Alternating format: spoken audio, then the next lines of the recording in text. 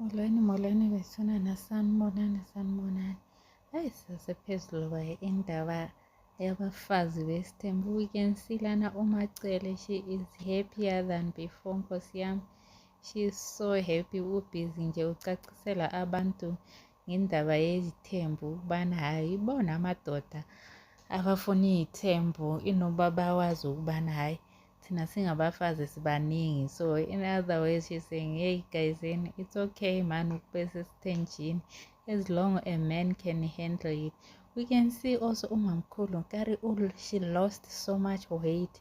She's been working on that and now she's showing off. She looks good. She looks very good, I must say. I love this role.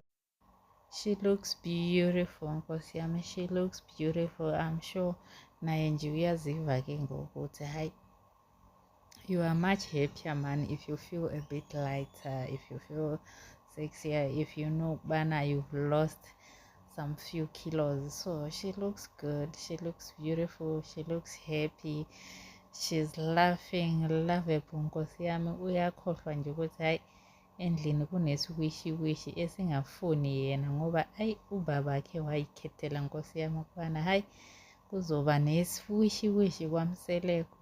So yeah, we can see her explaining ukubana hayi as women nje sisifunela uthando nokuthula. What do you guys think? Has uMacele lost weight?